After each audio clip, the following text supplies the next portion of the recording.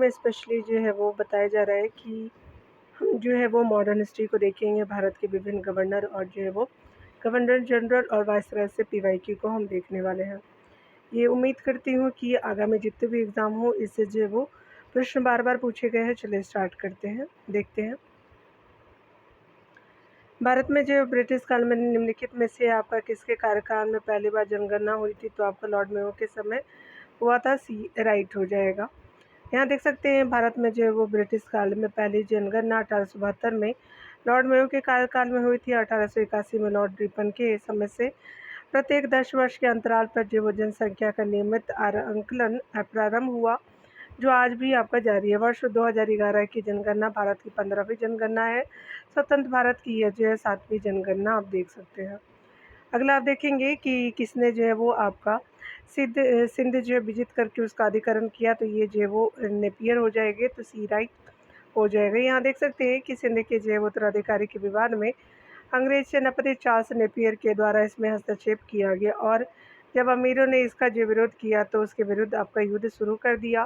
पूरे सिंध ने जो थोड़े समय में ही आपका आत्मसमर्पण कर दिया। अमीरों को बंदी बना करके सिंध से निर्वासित कर दिया गया। सन आपका 1843 ईस्वी में गवर्नर जनरल एलनबरो के अधीन सिंध को ब्रिटिश जो राज में मिला दिया गया और जो है वो चार्ल्स नेपियर को इसका प्रथम गवर्नर नियुक्त किया गया। अगला हम देख सकते हैं, यहाँ पे बताया जा रहा है कि किस वायसराय ने भारत में औपनिवेशिक आर्थिक संरचना का विकेंद्रीकरण किया, तो ये मेयो थे, ई राइट हो जाएगा। देख सकते हैं भारत में जो औपनिवेशिक आर्थिक जो है वो संरचना का विकेंद्रीकरण लॉर्ड मेयो ने किया। लॉर्ड मेयो ने वर्ष 1870 में विकेंद्रीकरण से जुड़े प्रस्ताव रखे थे, जिसमें जो है वो आपका जिससे स्थानीय संस्थाओं का विकास हुआ। आर्थिक प्रणाली में विकेंद्रीकरण का अर्थ है कि निर्णय लेने की शक्ति, संसाधन, अधिकार जो केंद्रीय प्राधिकरण या जो सरकार से दूर वितरित किया जाए। नंबर प्रश्न में आपका गवर्नर जनरल, वायसराय और मुख्य घटनाओं को दिया गया है डियर। यहाँ पे देख सकते हैं, यहाँ पे लॉर्ड लैंसडाउन है, लॉर्ड नॉर्थब्रुक है, उसके अलावा जो है लॉर्ड डफरिन है और आपका जॉन लॉरेंस हो जाएगा। तो यहाँ पे आप देख सकते हैं कि मैच करना है। चलिए स्टार्ट करते हैं। यहाँ पे साइड में भी आप लोग देख लीजिए।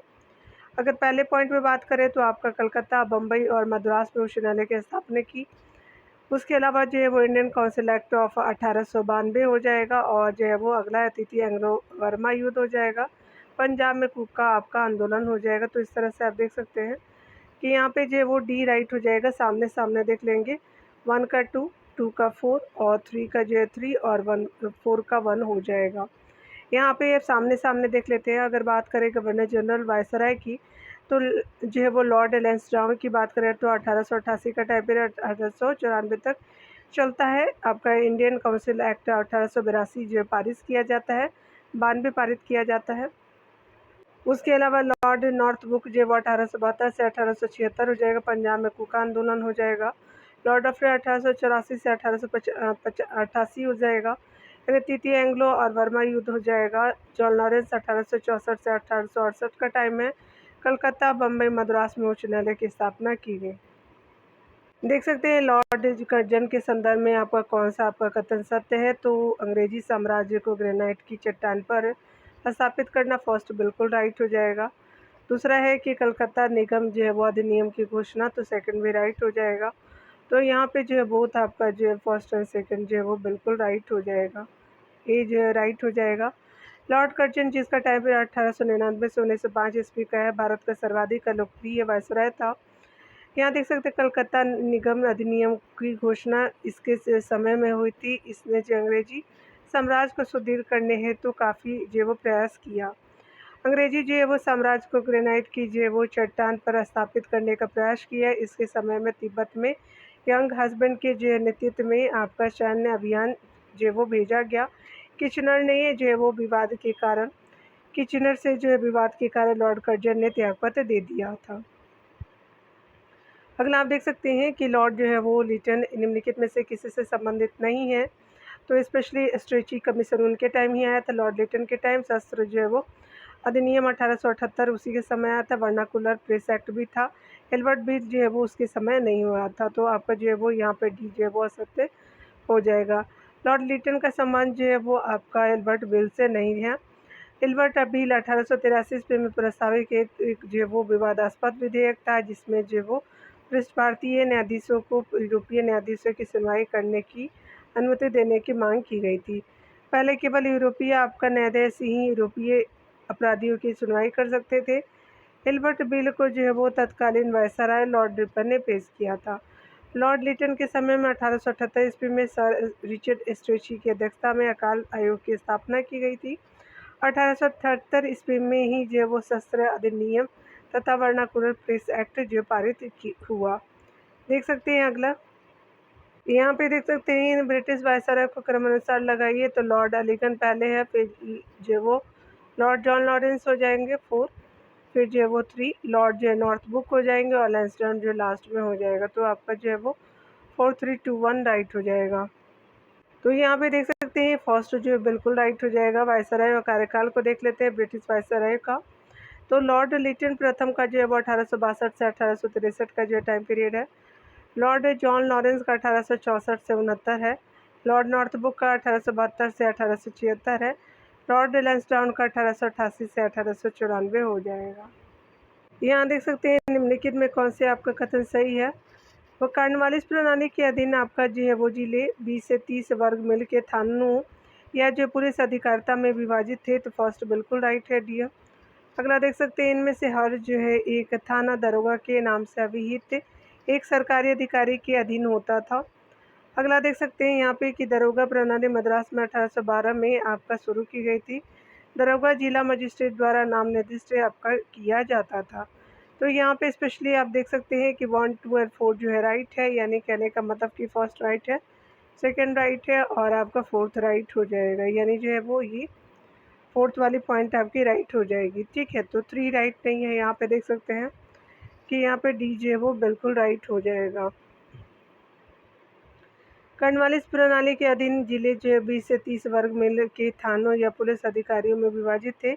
इसके अतिरिक्त प्रत्येक जिले को जो है 400 वर्ग मील क्षेत्र में विभाजित कर इसमें जो है वो एक दरोगा को बहाल किया गया, जिसमें जो प्रत्येक थाना आपका दरोगा के नाम से अभिहित एक अधिकारी सरकारी अधिकारी के अधीन होता था। दरोगा को मजिस्ट्रेट द्वारा नियुक्त एवं पर्यवेक्षण किया जाता था, न कि नाम निर्दिष्ट, यानी जो पर्यवेक्षण नियुक्त किया जाता था। मद्रास में दरोगा प्रणाली को 1802 ईस्वी में शुरू किया गया। देख सकते हैं बंगाल के किसी जो गवर्नर जनरल पर ब्रिटिश संसद में महाभियोग की कार्रवाई चलाई गई थी। तो वारेन हेस्टिंग्स को जाएंगे, सी राइट हो जाएगा। देख सकते हैं कि वारेन हेस्टिंग्स को आपका 1774 ईस्वी में बंगाल का प्रथम गवर्नर जनरल नियुक्त किया गया था। यहाँ पे देख सकते हैं वारेन हेस्टिंग्स के जो है वो अन्यायपूर्ण एवं निरंकुश कार्यों के कारण महाभियोग का मुकदमा चलाया गया, जो 1788 ईस्वी से 1795 तक चलता रहा। अंततः ब्रिटिश सरकार ने उनकी सेवा को देखते हुए सभी दोषों से मुक्त कर दिया। संसद के अनुसार वारेन हेस्टिंग्स ने जो कुछ भी किया था वह सब ब्रिटिश साम्राज्य के हित में था। उसे जो है वो सभी आरोपों से मुक्त करते हुए प्रिवी काउंसिल का सदस्य बना दिया गया। अगला देखते हैं कथन कारण के प्रश्नों को। यहाँ देख सकते हैं कि वायसराय लॉर्ड डफरिन की सलाह एवं मार्गदर्शन में शासकीय निर्देशों के अंतर्गत एवं ह्यूम के द्वारा जो भारतीय राष्ट्रीय कांग्रेस के दिन आपका शुरुआत हुई। भारतीय राष्ट्रीय कांग्रेस की शुरुआत है, तो फर्स्ट जो है बिल्कुल राइट हो जाएगा। सेकंड देख सकते हैं भारतीय राष्ट्रीय कांग्रेस जो है वो जन समूह में उठे असंतोष के लिए कोमल, सुरक्षित और शांतिपूर्ण एवं संवैधानिक अभिव्यक्ति एवं जो सुरक्षित मूल्य प्रदान करती थी। तो सेकंड भी राइट हो जाएगा। तो यहाँ पे देख सकते हैं ए और आर दोनों आपका सही है। आर ए से की सही व्याख्या आपका करता है, तो ये जो है वो बिल्कुल राइट हो जाएगा। ए ओ ह्यूम और उनके साथियों ने अंग्रेजी जो सरकार के इशारे पर ही भारतीय राष्ट्रीय कांग्रेस की स्थापना की थी। तत्कालीन वायसराय लॉर्ड डफरिन के निर्देशन, मार्गदर्शन और सलाह पर ही जो ह्यूम ने इस संगठन को जन्म दिया था, ताकि इस समय जो है वो भारतीय जनता में पनपते बढ़ते असंतोष को जो है वो हिंसा के ज्वालामुखी के रूप में बहलाने और फूटने से रोका जा सके, और असंतोष की जो है वो वाष्प को बिना किसी खतरे के बाहर निकालने के लिए सुरक्षित, सौम्य और शांतिपूर्ण और संवैधानिक अभिव्यक्ति या सुरक्षित जो है वो मूल्य यानी सुरक्षा वाल भी उपलब्ध कराया जा सके। अतः जो ए और आर दोनों सही है, आर जो ए की सही व्याख्या भी कर रहा है। देख सकते हैं यहाँ पे कि गवर्नर जनरल डलहौजी ने पतन के सिद्धांत को गद्दी के उत्तराधिकारी के अधिकार की अवहेलना द्वारा प्रतिपादित किया। ब्रिटिश शासन का अपने आप जो पतन होगा यदि शासन की कोई पारिवारिक जो उत्तराधिकारी के लिए आपका पारिवारिक उत्तराधिकारी के बिना मृत्यु होती है। तो फर्स्ट बिल्कुल राइट है डियर। सेकंड देख सकते हैं कि भारतीय शासकों एवं राजकुमारों द्वारा वैकल्पिक शासकों की सत्ता को रद्द करते हुए सशर्त नियंत्रण के अंतर्गत पतन का जो सिद्धांत एकीकृत भारत को लाने का डलहौजी योजना का एक भाग था। तो आपका सेकंड भी राइट हो जाएगा। तो यहाँ पे देख सकते हैं और आर दोनों आपका सत्य है और आर ए की सही व्याख्या है। तो यहाँ पे जो है वो ए राइट हो जाएगा। गवर्नर जनरल जो है वो आपका डलहौजी भारत में एक सुसंगठित और शक्तिशाली राज कायम करना चाहता था। उसका विचार था कि अंग्रेज़ों ने भारत में राजनीतिक प्रधानता प्राप्त कर ली है, इसलिए उन्हें अब जो है वो बफा राज्यों की आवश्यकता नहीं है। अपने लक्ष्य को प्राप्त करने के लिए उसने भारतीय राज्यों को 3 श्रेणियों में बांट दिया। प्रथम वे राज्य जो प्रत्यक्ष या अप्रत्यक्ष रूप से अंग्रेजों द्वारा स्थापित किए गए थे। द्वितीय में वे आपका राज्य जो अंग्रेजों के अधीनस्थ राज्य थे और तृतीय वे जो वो राज्य जो स्वतंत्र थे। इनमें से जो प्रथम जो श्रेणी के राज्य थे उन्हें गोद लेने का अधिकार छीन लिया गया। ये राज्य थे झांसी थे, नागपुर, सतारा, जयपुर, महाराष्ट्र वाला। इस प्रकार अभी कथन और कारण दोनों आपका सत्य कारण जैव कथन की सही व्याख्या है। यहाँ पे देख सकते हैं कि 1798 में लॉर्ड वेलेस्ली द्वारा सहायक संधि लागू किया गया। अंग्रेजों के साथ जो भी आपका इस संधि में शामिल हुए उन्हें कुछ नियम या शर्तें माननी पड़ी। तो पहला है आपका अंग्रेज जो है वो अपने सहयोगियों को बाह्य एवं आंतरिक खतरों से सुरक्षा प्रदान करने के लिए जवाबदेह होंगे। तो ये स्पेशली आपका बिल्कुल फर्स्ट राइट है।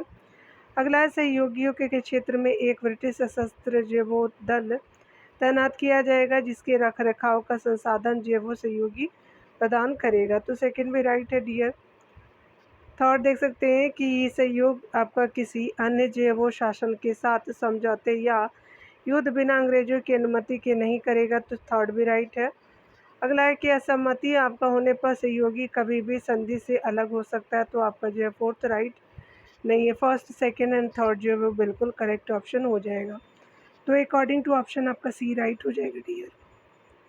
देख सकते हैं डिटेल में सहायक संधि एक प्रकार की मैत्रिक संधि थी जिसका जो प्रयोग 1798 से 1805 ईस्वी तक जो है वो भारत के गवर्नर जनरल रहे लॉर्ड वेलेस्ली ने भारत के जो है वो देशी राज्यों के साथ किया था। इस संधि के प्रयोग से जो है वो भारत में अंग्रेजी सत्ता की जो श्रेष्ठता स्थापित हो गई थी। इस संधि की विशेषताएं निम्नानुसार है। अंग्रेज अपने जो सहयोगी को बाह्य और आंतरिक खतरों से सुरक्षा प्रदान करने के लिए जवाबदेह होंगे। अगला है सहयोगियों के इस क्षेत्र में एक ब्रिटिश सशस्त्र दल तैनात किया जाएगा जिसके रखरखाव का संसाधन सहयोगी प्रदान करेगा। अगला है कि सहयोग आपका जो है किसी अन्य शासक के साथ समझौते या युद्ध बिना अंग्रेजों की अनुमति के नहीं करेगा। अगला है 4 पॉइंट में कि कंपनी राज्य की शत्रुओं से रक्षा करेगी। और 5 है कंपनी राज्य के आंतरिक जो है वो मामलों में हस्तक्षेप नहीं करेगी। सबसे जो है पहले यह संधि 1798 ईस्वी में हैदराबाद के निजाम से की। फिर जो है वो 1799 में मैसूर से, तंजौर में जो अक्टूबर 1799 में, और अवध जो है वो नवंबर 1801 में, पेशवा जो है वो दिसंबर 1802 में होगा। इस संधि द्वारा अंग्रेजों को जो है वो अत्यधिक आपका लाभ मिला परंतु भारतीय रियासतों को अत्यधिक आपका हानि उठानी पड़ी। देशी रियासतों को असहमति आपका होने पर भी आपका संधि से अलग होने का अधिकार नहीं था। देख सकते हैं भारत में ब्रिटिश साम्राज्य के संस्थापक आपका कौन रहा था। तो रॉबर्ट जो वो यहाँ पे लॉर्ड क्लाइव हो जाएगा। यहाँ पे सी राइट हो जाएगा। ठीक है, देख सकते हैं इसको लॉर्ड के जो वो रॉबर्ट भी बोलते हैं इसीलिए मैं उसको प्रोनाउंस करी थी। डिटेल को देख सकते हैं कि भारत में ब्रिटिश साम्राज्य का संस्थापक लॉर्ड जेवो क्लाइव को का माना जाता है। भारत में ब्रिटिश शासन की स्थापना का मार्ग 1757 ईस्वी में क्लाइव के जेवो नेतृत्व में लड़े गए प्लासी के युद्ध के बाद से ही खुल गया था। इस युद्ध ने आपका ईस्ट इंडिया कंपनी को बंगाल का स्वामी बना दिया तथा वह राजनीतिक रूप की शक्ति के रूप में स्थापित हो गई। रॉबर्ट क्लाइव को स्वर्ग से जैवोत्पन्न सेनानायक कहा गया है। चलिए देख सकते हैं कि निम्नलिखित में से यहाँ पे कि निम्नलिखित में से किसे स्वर्ग से उत्पन्न सेनापति आप सेनानायक कहा गया। तो रॉबर्ट क्लाइव हो जाएगा। तो बी राइट हो जाएगा। चलिए अगला देखते हैं। अगला देख सकते हैं कि विचार करने रॉबर्ट क्लाइव बंगाल के प्रथम गवर्नर जनरल थे, तो सही नहीं है। यहाँ देख सकते हैं कि विलियम बेंटिक भारत के प्रथम गवर्नर जनरल थे, तो आपका सेकंड राइट हो जाएगा। यहाँ देख सकते हैं कि बी जो ऑप्शन बिल्कुल करेक्ट ऑप्शन हो जाएगा। यहाँ पे है डिटेल से देख सकते हैं कि 1773 ईस्वी के रेगुलेटिंग एक्ट द्वारा बंगाल में एक प्रशासन मंडल बनाया गया, जिसमें जो गवर्नर जनरल यानी अध्यक्ष के रूप में तथा आपका 4 पार्षद नियुक्त किए गए। बंगाल के प्रथम गवर्नर जनरल जो वो वारेन हेस्टिंग्स तथा पार्षद जो वो फिलिप फ्रांसिस क्लेवरिंग और मॉनसन तथा आपका वॉरवेल था का नाम अधिनियम में ही आपका लिखा गया था। 1833 ईस्वी के चार्टर एक्ट द्वारा विलियम बेंटिक को जो भारत का प्रथम गवर्नर जनरल बनाया गया, इसलिए फर्स्ट असत्य हो जाएगा। अगले प्रश्न में देख सकते हैं लॉर्ड क्लाइव द्वारा जो है वो संस्तुत आपका दौद सरकार में क्या बंदित था, तो यहाँ पे बी बिल्कुल राइट हो जाएगा। कंपनी जो है राजकोषीय मामलों को देखेगी और शेष सभी जो मामले भारतीय शासकों द्वारा निपटाए जाएंगे, तो स्पेशली जो है वो बी आपका बिल्कुल राइट हो जाएगा। ठीक है, देख सकते हैं यहाँ पे क्लाइव द्वारा जो है 1765 ईस्वी में प्रस्तुत आपका जो है वो दौर शासन के तहत कंपनी ने दीवानी का जो वो अधिकार अपने पास रख लिया तथा आपका निजामत यानी दायित्व का जो प्रशासनिक दायित्व का जो वो दायित्व भारतीय शासकों पर छोड़ दिया। दीवानी अधिकार के तहत कंपनी राजकोषीय मामलों को देखती थी। 1772 ईस्वी में वारेन हेस्टिंग्स द्वारा दौर शासन को समाप्त कर दिया गया। वारेन हेस्टिंग्स बंगाल का अंतिम गवर्नर जनरल था। अगला देख लेते हैं यहाँ पे बंगाल में द्वादश शासन प्रणाली किसके द्वारा लागू की गई थी, तो रॉबर्ट क्लाइव के द्वारा लागू की गई थी। सी राइट हो जाएगा। अगला देखते हैं, यहाँ देख सकते हैं 1772 की जो वो वारेन हेस्टिंग्स योजना के बारे में निम्नलिखित में कौन सही है। प्रत्येक जिले के लिए एक दीवानी अदालत तथा एक जो फौजदारी अदालत होनी चाहिए, फर्स्ट बिल्कुल राइट है। सेकंड देख सकते हैं देशीय जो है वो देशीय निर्धारक जो हिंदू और इस्लामिक विधियों में कुशल थे, न्यायाधीशों की सहायता करते, सेकंड राइट हो जाएगा। थर्ड है कि सरदर जो है वो दीवानी अदालत मुख्य आपका जो 10,000 मूल्य से अधिक के वाणिज्यिक मामलों को निपटाने के लिए होती थी, तो ये राइट नहीं है। इन अदालतों में कोई जो प्रक्रिया आपका जो संबंधित सुधार लागू नहीं किया, तो आपका 4 राइट नहीं है। तो फर्स्ट एंड सेकंड जो है वो बिल्कुल राइट हो जाएगा। ये जो है वो 1772 की वारन यानी जो वो हेस्टिंग्स योजना के बारे में है। यहाँ पे देख सकते हैं फर्स्ट एंड सेकंड जो है वो बिल्कुल राइट हो जाएगा। वारेन हेस्टिंग्स ने मुगल रूपरेखा पर आधारित न्याय प्रणाली को अपनाने का प्रयत्न किया। 1772 में प्रत्येक जिले में एक दीवानी तथा एक फौजदारी न्यायालय की स्थापना की। हिंदुओं पर हिंदू विधि और मुसलमानों पर मुस्लिम विधि लागू होती थी। यहाँ पर 500 रुपये तक के मुकदमे आपका सुने जाते थे। इसके ऊपर सदर जो है वो दीवानी अदालतों में अपील हो जा सकती थी। इसके अध्यक्ष सर्वोच्च परिषद के प्रधान तथा आपका 2 अन्य जो सदस्य होते थे। इन अदालतों ने सिविल और आपराधिक न्याय के संबंध में सुधार आपका किया। अगला देख सकते हैं कि निम्नलिखित में से कौन सा गवर्नर जनरल अंग्रेजों की जो है वो अंग्रेजी के अतिरिक्त अरबी फारसी बंगाली भाषा का जानकार था। वारेन हेस्टिंग्स था, तो डी राइट हो जाएगा। देख सकते हैं वारेन हेस्टिंग्स को जो साहित्य में बहुत रुचि थी एवं उसने जो प्राचीन विद्याओं और साहित्य को संरक्षण दिया। वह अरबी फारसी जानता था, बांग्ला जो भाषा बोल सकता था।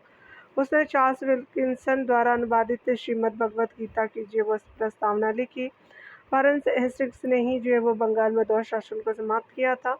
रिंग फेंस की नीति का भी जो है वो संबंध वारेन हेस्टिंग्स से था तथा जिसके जो तहत अपने राज्य की सुरक्षा के लिए अपने राज्य के चारों ओर बफर स्टेट बनाने का जोर दिया गया। कार्यकाल समाप्त होने के बाद इस पर जो है वो ब्रिटिश संसद में महाभियोग का मुकदमा चलाया गया था। अगला देख सकते हैं यहाँ पे स्पेशली जो है बंगाल के द्वैध शासन को निम्नलिखित में से किसने समाप्त किया, तो वारेन हेस्टिंग्स हो जाएंगे, तो दैट इज बी राइट हो जाएगा। अगला देखेंगे रिंग फेंस का संबंध है, तो आपका वारेन हेस्टिंग्स से हो जाएगा, तो सी राइट हो जाएगा अकॉर्डिंग टू ऑप्शन। अगले प्रश्न में देखेंगे निम्नलिखित में से किस पर जो ब्रिटिश संसद के महाभियोग का मुकदमा चलाया गया, तो वारेन हेस्टिंग्स हो जाएंगे, सी राइट हो जाएगा। अगला देखेंगे निम्नलिखित में से किस गवर्नर जनरल ने भारत की जो संविधाबद्ध जो है वो सिविल सेवा यानी कोवेनेटेड जो वो सिविल सर्विसेज ऑफ इंडिया का सृजन किया, जो कालांतर में भारतीय सिविल सेवा के नाम से जाना जाता है। तो स्पेशली जो है वो आपका कार्नवालिस हो जाएंगे, तो सी राइट हो जाएगा। डिटेल को अगर हम देख सकते हैं तो यहाँ पे गवर्नर जनरल कॉर्नवालिस भारत में सिविल सेवा का जन्मदाता था। उसने भारत में संविधाबद्ध जो है वो सिविल सेवा का सृजन किया था। वर्तमान में इसे जो है भारतीय सिविल सेवा के जो नाम से जाना जाता है। और इस सेवा में 1853 ईस्वी में प्रतियोगात्मक जो है वो परीक्षा होने लगी। यह जो है भारत प्रारंभ में इंग्लैंड में होती थी, लेकिन 1923 ईस्वी में यह भारत में भी आपका होने लगी। 1863 ईस्वी में जो है वो प्रथम भारतीय ICS जो है वो सत्येंद्र नाथ टैगोर थे। सुरेंद्र नाथ बनर्जी जब आपका असम के कलेक्टर थे तो तब उन्हें निलंबित कर दिया गया था। अरविंद घोष घुड़सवारी की परीक्षा पास नहीं कर सके थे, जबकि जो सुभाष चंद्र बोस ने परीक्षा पास करने के बावजूद त्यागपत्र दे दिया था। भारत में लोक सेवा आयोग की स्थापना ली जो वो कमीशन की सिफारिश पे 1926 में हुई थी। भारतीय लोक सेवा का जो प्रवर्तन आपका किया गया तो कॉर्नवालिस के शासनकाल में, तो दैट इज बी राइट हो जाएगा। अगला हम देख सकते हैं यहाँ पे अगले प्रश्न में है कि निम्नलिखित में से किस अधिनियम के तहत लॉर्ड कॉर्नवालिस को अपने काउंसिल के फैसलों को रद्द करने का अधिकार था। तो आपका 1786 का एक्ट हो जाएगा, तो बी राइट हो जाएगा। 1786 अधिनियम के तहत लॉर्ड कॉर्नवालिस को अपनी काउंसिल के फैसलों को रद्द करने का अधिकार मिला था। ब्रिटिश सरकार ने सन 1773 में रेगुलेटिंग एक्ट पारित किया। भारत में गवर्नर जनरल का पद संभालने के पूर्व जो वो कॉर्नवालिस ने स्पष्ट कर दिया था कि उसे मुख्य सेनापति पद के साथ साथ जो वो परिषद के निर्णयों को रद्द करने का अधिकार मिले। कॉर्नवालिस के ही जो काल में 1789 ईस्वी में बंगाल में दासों के निर्यात को रोक दिया गया। कॉर्नवालिस का मानना था कि प्रत्येक भारतीय भ्रष्टाचारी है। कॉर्नवालिस की मृत्यु भारत में हुई तथा उसे गाजीपुर में दफना दिया गया। अगला देख सकते हैं यहाँ पे स्पेशली जो है वो बात करें इनमें से किस वर्ष बंगाल से दासों के निर्यात को जो वो रोक दिया गया, तो 1789 हो जाएगा, बी राइट हो जाएगा। देख सकते हैं प्रत्येक भारतीय भ्रष्टाचारी किसने कहा था, लॉर्ड कॉर्नवालिस हो जाएंगे, तो ए राइट हो जाएगा। देख सकते हैं लॉर्ड कॉर्नवालिस की कब्र कहाँ स्थित है, तो गाजीपुर में है, ए राइट हो जाएगा डियर। अगला है कि आपका सर जॉन सॉर की जो नीति भारत में किस रूप में जानी जाती है, तो हस्तक्षेप की नीति है, तो डी राइट हो जाएगा। हस्तक्षेप न करने की जो नीति की उत्पत्ति का आधार ब्रिटिश इंडिया एक्ट 1784 से प्राप्त होता है। उसके द्वारा जो वो उसके एक धारा के अंतर्गत घोषित किया गया था, भारत में विजय और साम्राज्य विस्तार की योजनाओं को कार्य रूप में परिणत करना इस जो है वो राष्ट्र यानी इंग्लैंड की इच्छा और सम्मान की नीति के विरुद्ध है। इस एक्ट के जो बनने के बाद आपका लॉर्ड कॉर्नवालिस पहला गवर्नर जनरल था। उसके बाद वो सर जॉन सॉर प्रथम गवर्नर जनरल था, जिसने वास्तव में हस्तक्षेप न करने की नीति यानी जो वो लेसेस फेयर का जो पूर्ण पालन किया। उसने मराठों के जो वो विरुद्ध अंग्रेजों के पुराने मित्र हैदराबाद के निजाम को सहायता देने से इनकार कर दिया। यहाँ पे देख सकते हैं राजपूत राज्यों से आपका जो वो अंग्रेजी संरक्षण को हटा दिया और आपका जो वो प्रयत्न किया, इन्हें हटा लिया और प्रयत्न किया कि अंग्रेजों को किसी भी भारतीय नरेश के पारस्परिक जो झगड़े में न फंसना पड़े। अगला देख सकते हैं कि निम्नलिखित में से किसने आपका भारत के प्रतिदेशी राज्यों के संबंध में हस्तक्षेप और हस्तक्षेप नीति के लिए रेखांकित किया है, तो जॉन सॉर हो जाएंगे, तो ई जो है वो राइट हो जाएगा। अगला हम देख सकते हैं यहाँ पे अगले प्रश्न में देख सकते हैं कि निम्नलिखित में से कौन सा एक जो लॉर्ड वेलेस्ली के सहायक संधि प्रथा के निबंधन और शर्तों में शामिल नहीं था। यहाँ देख सकते हैं ब्रिटिश अपने मित्र की संरक्षा करेंगे, ब्रिटिश अपने मित्र की संरक्षा करेंगे, बिल्कुल राइट है। मित्र अन्य शासकों के साथ समझौते करने या युद्ध में भाग लेने के लिए स्वतंत्र था, तो ये आपका जो है वो बी राइट नहीं है। यहाँ देख सकते हैं कि मित्र के जो है राज्य क्षेत्र में एक ब्रिटिश सशस्त्र सैन्य दल तैनात रखा जाएगा, बिल्कुल राइट है। मित्रों को ब्रिटिश सशस्त्र सैन्य दल के रखरखाव के लिए संसाधन मुहैया कराए जाएंगे, तो बाकी सभी सही है, लेकिन भी आपका राइट नहीं है। देख सकते हैं यहाँ पे वेलेस्ली का टाइम पीरियड 1798 से जो 1805 का रहा है। उसकी जो सहायक संधि की जो प्रमुख आपका शर्तें निम्न थी। भारतीय राजा के दरबार में एक जो है वो अंग्रेज रेजिडेंट रहता था। रखना भारतीय राजा को अंग्रेजी कंपनी की अनुमति के बिना किसी जो है वो देशी या विदेशी राज्य में समझौते या युद्ध की जो है वो युद्ध करने की छूट नहीं होगी। भारतीय राजा के जो है वो राज्य में भारतीय राजा के राज्य में एक जो है ब्रिटिश सैन्य दल रखा जाएगा, जिसका जो है वो खर्च राज्य देगा और नियंत्रण कंपनी के पास होगा। यह राज्य द्वारा गोद लिए गए उत्तराधिकारी को मान्यता नहीं देता था। कंपनी राज्य का जो है वो प्रत्येक आक्रमण के समय रक्षा प्रदान करेगा। कंपनी राज्यों के जो है आंतरिक मामलों में हस्तक्षेप नहीं करेगी, अर्थात जो वो आंतरिक मामले में राज्यों को स्वयं निपटना होगा, यानी होता था। संधि के तहत जो है वो संबंधित राज्य कंपनी की अनुमति के बिना किसी जो विदेशी को राज्य की सेवा में नियुक्त नहीं करेगा। अंग्रेजों ने भारतीय नरेशों के राजस्व प्रशासन को नियंत्रित नहीं किया, अर्थात कंपनी के लिए एक नियत आय का प्रबंध करना इसमें जो शामिल नहीं था। इसका जो उद्देश्य नेपोलियन के खतरों से भारत को सुरक्षित करना था। अगला देख सकते लॉर्ड बेटलेजली द्वारा आपका लागू की गई सहायक संधि आपका जो व्यवस्था के बारे में निम्नलिखित में से कौन सा कथन जो वो आपका लागू नहीं होता। तो फर्स्ट है कि दूसरों के जो खर्च पर एक बड़ी सेना बनाए रखना, भारत को नेपोलियन के खतरे से सुरक्षित रखना। अगला है कंपनी के लिए जो एक नियत आय का प्रबंधन करना, तो ये राइट नहीं है। भारतीय रियासतों के ऊपर जो ब्रिटिश सर्वोच्चता स्थापित करना, तो बाकी सही है, सी सही नहीं है। वर्ष जो है वो 1798 में लॉर्ड वेलेस्ली द्वारा अविकल्पित सहायक संधि के बारे में निम्नलिखित कथन में से कौन एक सही नहीं है। यहाँ पे देख सकते हैं ब्रिटिश सत्ता के साथ सहायक मैत्री करने वाले राज्य क्षेत्र अपने आंतरिक एवं बाह्य संरक्षण के लिए जिम्मेदार थे, तो ये आपका फर्स्ट राइट नहीं है। अगला है कि मित्र राज्य के राज्य क्षेत्र में एक ब्रिटिश सशस्त्र सैन्य बल तैनात किया जाएगा, बिल्कुल आपका सही है।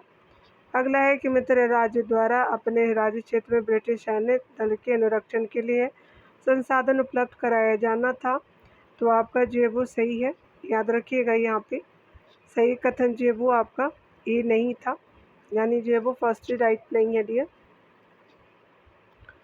अगला देख सकते हैं यहाँ पे जो है वो मित्र राज्य अपनी जो है मित्र राज्य द्वारा अपने राज्य क्षेत्र में ब्रिटिश सैन्य दल के अनुरक्षण के लिए संसाधन उपलब्ध कराया जाना था, बिल्कुल राइट है। मित्र राज्य को अन्य शासकों के साथ समझौता करने के लिए ब्रिटिश सत्ता की अनुमति आपका चाहिए थी, तो आपका सही सारे कथन सही है, लेकिन ये सही नहीं है। देख सकते हैं अगला सहायक संधियों के द्वारा अंग्रेजों ने भारतीय नरेशों की किस जो चीज़ को नियंत्रित नहीं किया था, उनके राजस्व प्रशासन जो नियंत्रित नहीं किए गए थे, तो बी जो वो राइट आपका हो जाएगा, यानी आपका जो वो नहीं है, नियंत्रित इसमें नहीं था, तो बी नहीं है। अगला देख सकते हैं निम्नलिखित में से क्या लॉर्ड वेलेस्ली की सहायक संधि की एक विशेषता नहीं थी।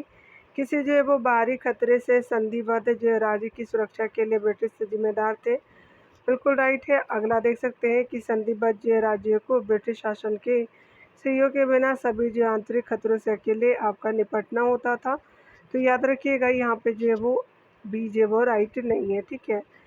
तो यहाँ पे जो है वो हमारे विशेषता के रूप में जो है वो बी राइट हो जाएगा, यानी नहीं है। यहाँ पे अगला है कि संधिबद्ध जो है राज्य को इसके लिए जो है वो उसके क्षेत्र में आपका स्थित ब्रिटिश सैन्य दल की आवश्यकताओं के लिए संसाधन उपलब्ध करवाने होते थे, बिल्कुल राइट है। अगला है कि बिना जो है वो ब्रिटिश शासन की अनुमति के आपका संधिबद्ध राज्य किसी दूसरे राज्य से कोई समझौता नहीं कर सकता था। चलिए अगला देखते हैं यहाँ पे डियर, निम्नलिखित में से जो है कौन सा एक सहायक संधि यानी सब्सिडरी अलायंस के बारे में सही नहीं है। ये वेलेस्ली द्वारा निरूपित किया गया तब फर्स्ट राइट है। अगला है कि ब्रिटिश सेना जो है वो समनुषंगी राज्य में नियुक्त की गई थी, राइट है।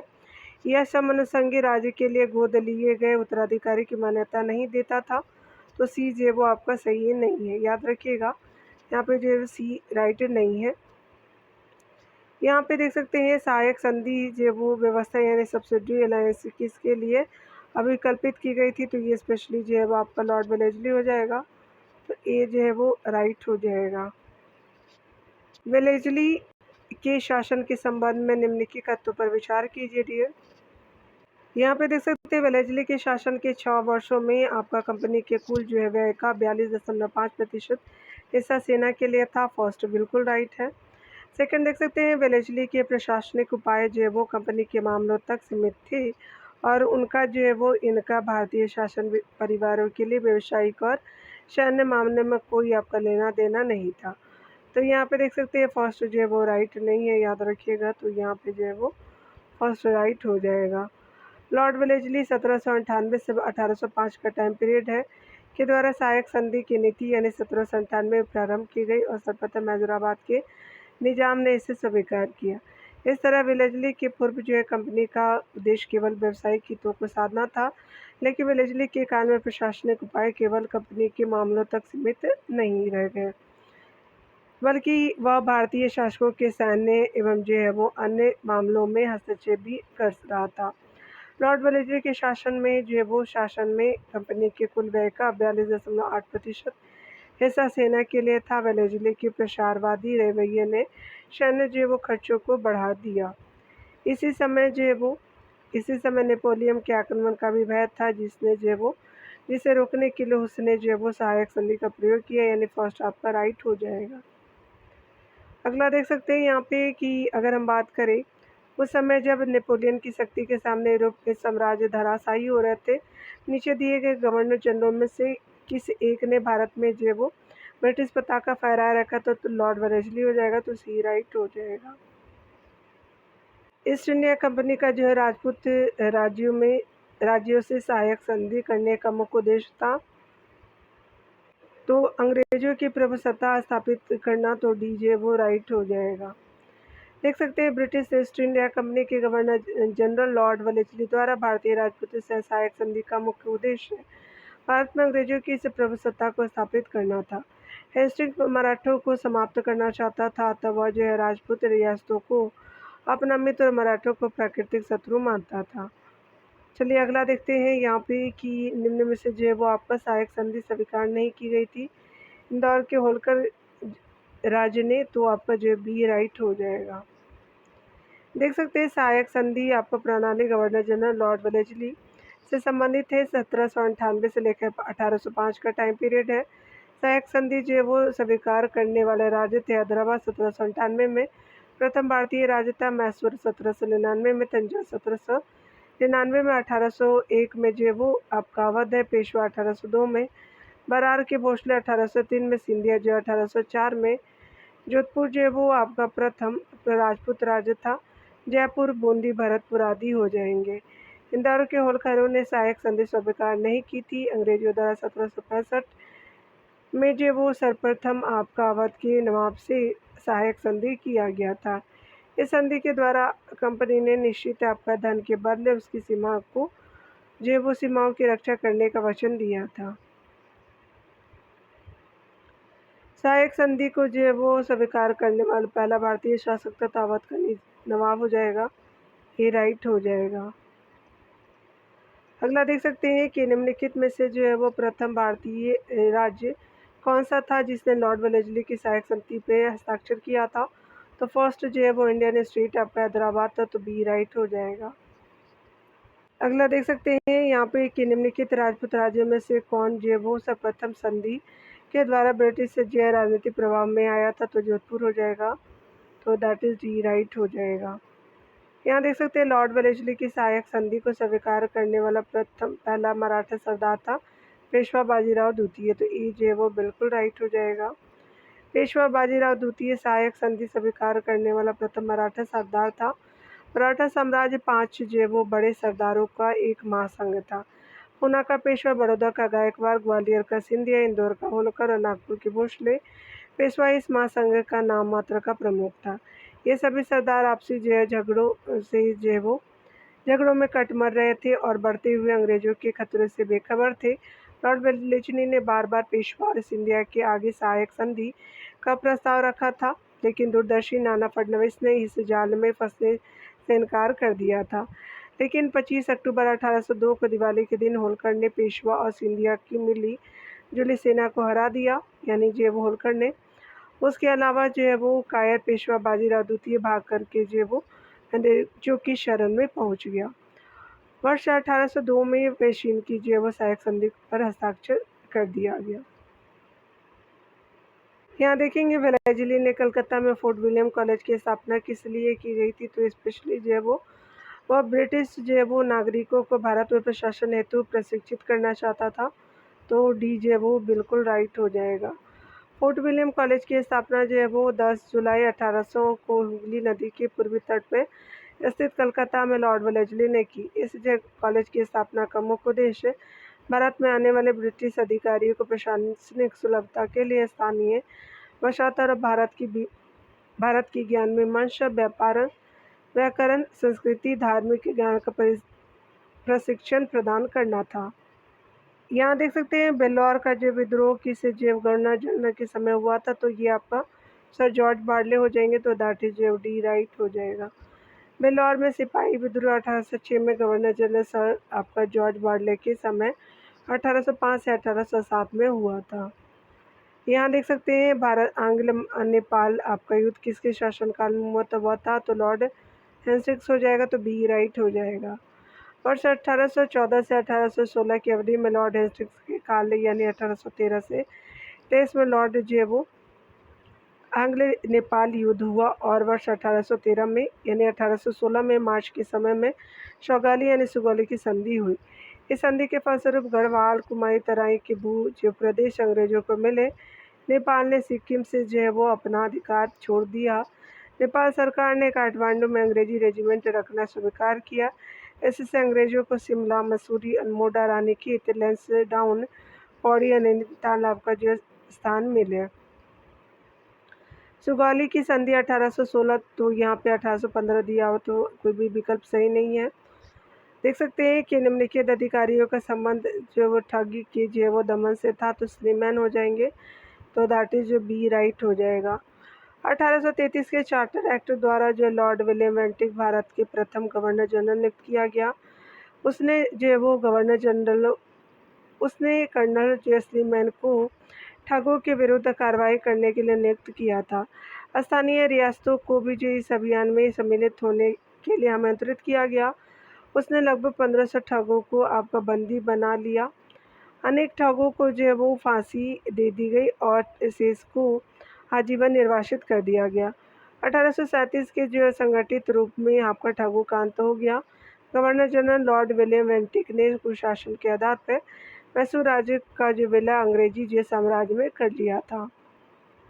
यहाँ देख सकते हैं भारत का प्रथम गवर्नर जनरल कौन था, तो यहाँ पे ई सही हो जाएगा, याद रखिएगा। यहाँ पे जो है वो इनमें से कोई नहीं है। अगला देख सकते हैं कि किस जो गवर्नर जनरल ने भारत में ठगी का अंत किया, तो लॉर्ड विलियम बेंटिक हो जाएंगे, सी राइट हो जाएगा। अगला देख सकते हैं तथाकथित जो कुशासन के आधार पर किस गवर्नर जनरल ने मैसूर राज्य के प्रशासन को ले लिया था, तो लॉर्ड विलियम बेंटिक थे, तो सी जो है वो आपका राइट हो जाएगा।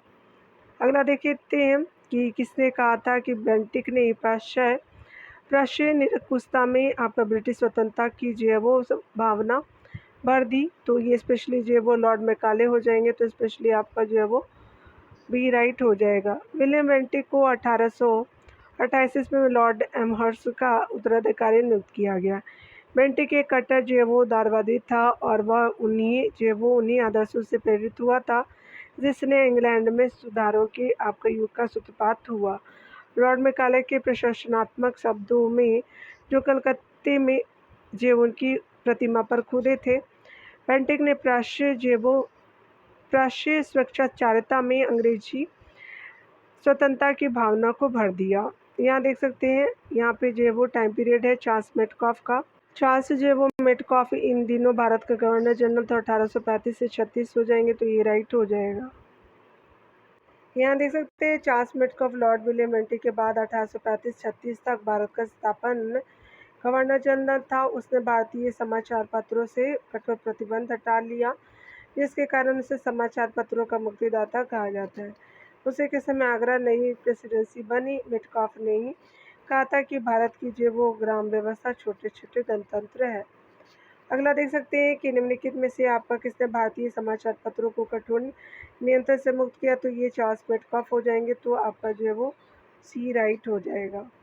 अगला देख सकते हैं यहाँ पे कि भारत की जो आत्मनिर्भर भारत व्यवस्था का वर्णन करते हुए किसने कहा था कि भारत की जो है वो ग्राम व्यवस्था छोटे छोटे गणतंत्र है, तो चार्ल्स मेटकॉफ हो जाएंगे, तो ये राइट हो जाएगा।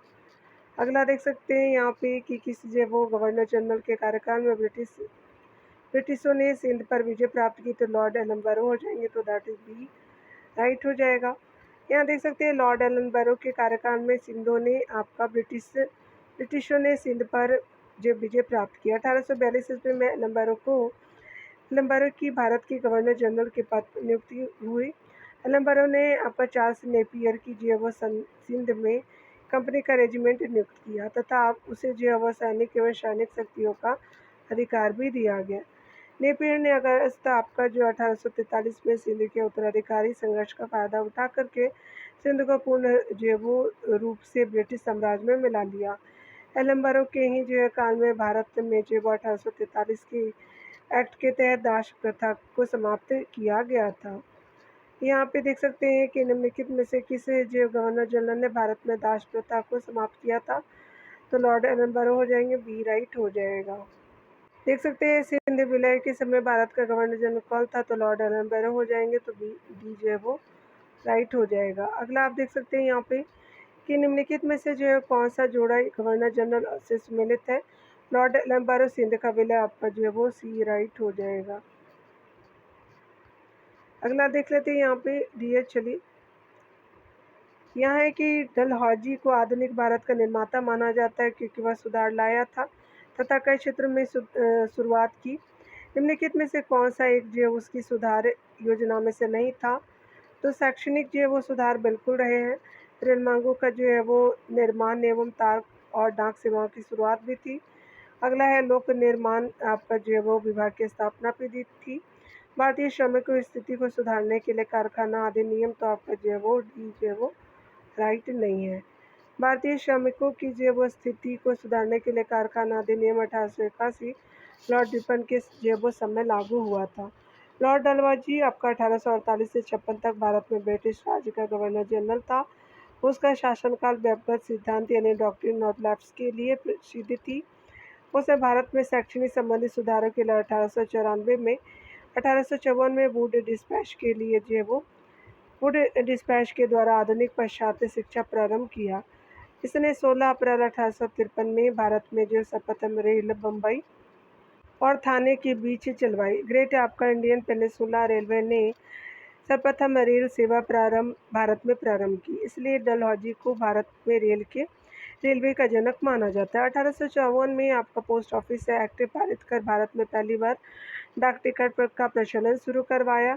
उसके अतिरिक्त सार्वजनिक यानी लोक जीवन निर्माण विभाग की स्थापना, लोक सेवा विभाग की स्थापना 1854, भारतीय नागरिक सेवा हेतु प्रथम बार प्रतियोगी परीक्षा का आयोजन तथा कलकत्ता और आगरा के बीच जेवो तारक सेवा शुरू की। लॉर्ड जेवो डलहौजी को भारत में विद्युत तार का जो प्रारंभकर्ता कहा जाता है। इन सुधारों के कारण डलहौजी को आधुनिक भारत का निर्माता कहा जाता है। डलहौजी का वास्तविक नाम जो है वो जेम्स एंड्रूज रैमजे था। डलहौजी का उसने जो है वो 1845 से 1855 के दौरान पब्लिक वर्क्स डिपार्टमेंट यानी लोक निर्माण विभाग को नया स्वरूप प्रदान किया। जेम्स एंड्रू रैमजे भारत के जो वो प्रथम किस गवर्नर जनरल का वास्तविक नाम था, तो लॉर्ड डलहौजी हो जाएंगे, तो ई राइट हो जाएगा। अगला देख सकते हैं पब्लिक जो है वो वर्क्स डिपार्टमेंट को 1845 से 55 के दौरान स्वरूप देने वाले तो लॉर्ड डलहौजी थे, तो ई राइट हो जाएंगे। बहुत बार पूछे भी गए हैं डी। चलिए देख लेते हैं निम्नलिखित में से आपका किसने भारत में लोक निर्माण विभाग की स्थापना की, तो लॉर्ड डलहौजी हो जाएगा, तो दैट इज बी राइट हो जाएगा। अगला देख लेते हैं यहाँ पे कि भारत में विद्युत तार का जनक किसे माना जाता है, लॉर्ड डलहौजी को मानते, सी जे राइट हो जाएगा। देख सकते हैं निम्नलिखित में से कौन भारत में सर्वप्रथम तार सेवा के लिए उत्तरदायी था, तो लॉर्ड डलहौजी हो जाएंगे, तो ई जे वो राइट हो जाएगा। यहाँ देख सकते हैं कि किस कंपनी ने सर्वप्रथम भारत में रेल आपका सेवा प्रारंभ किया, तो ग्रेट इंडियन पेनिनसुला रेलवे हो जाएंगे, तो बी राइट हो जाएगा। राज्यपहरण नीति के बारे में निम्नलिखित में से आपका जो कौन से एक सही है, तो यहाँ पे देख सकते हैं डी बिल्कुल राइट है।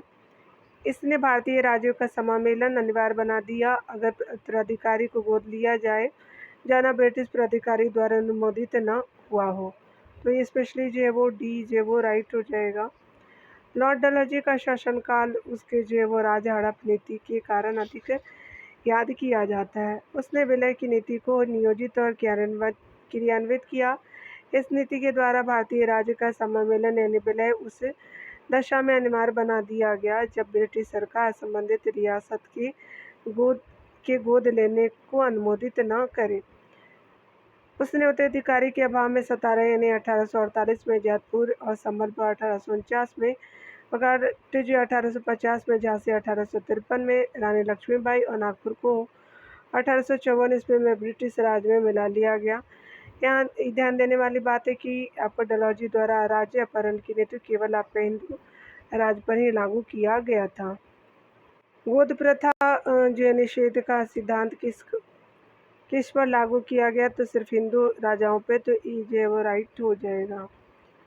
अगला देख सकते हैं, निम्नलिखित में से किसने जो है वो आपका लक्ष्मीबाई के पति की मृत्यु के उपरांत उसके दत्तक पुत्र को उत्तराधिकार से वंचित किया तथा बाद में राज्य को अपने कब्जे में ले लिया, तो ये वेलेस्ली हो जाएगा, तो डी राइट हो जाएगा। यहाँ ध्यान दीजिएगा, ये जो है वो आपका लक्ष्मीबाई के समय जो है वो लॉर्ड डलहौजी हो जाएगा, तो सी जो है वो राइट हो जाएगा। ठीक है, चलिए यहाँ देख सकते हैं कि निम्नलिखित में से किसने विलय की नीति आपका नियोजित एवं क्रियान्वित किया, तो लॉर्ड डलहौजी हो जाएगा, सी राइट हो जाएगा। ठीक है, यहाँ देख सकते हैं, यहाँ पे राज्य अपहरण नीति एक ऐसी नीति थी जिसका जो उद्देश्य था, तो इसका उद्देश्य जो है वो अंग्रेजी आपका ईस्ट इंडिया कंपनी की राज्य क्षेत्रीय सीमाओं को बढ़ाना, तो डी जो है वो राइट हो जाएगा। राज्य अपहरण की नीति का जो प्रयोग 1848 से 56 तक भारत के गवर्नर जनरल रहे लॉर्ड डलहौजी ने किया। इस नीति का उद्देश्य अंग्रेजी ईस्ट इंडिया कंपनी के राज्य क्षेत्रीय सीमाओं को बढ़ाना था। व्यवगत नीति के तहत जो वो अंग्रेजी साम्राज्य में आपका शामिल राज्य थे, यानी व्यवगत नीति के तहत अंग्रेजी साम्राज्य में शामिल राज्य सतारा 1848, सर्वप्रथम जयपुर, संबलपुर 1849, बघाट 1850, उदयपुर 1852, यहाँ पे झांसी 1853, चौवन जो है वो नागपुर हो जाएगा। और डलहौजी ने 1856 में अवध पर कुछ शासन का आरोप लगा करके ब्रिटिश राज में मिला लिया था। हड़प नीति के तहत आपका जयपुर शामिल नहीं था, याद रखिएगा ये सब चीज़ें। यहाँ देख सकते हैं, निम्नलिखित में से जो है वो आपका किस राज्य को लॉर्ड आपका डलहौजी की हड़प नीति के तहत शामिल नहीं किया गया था, तो आपका जयपुर नहीं था, तो बी जो वो राइट हो जाएगा।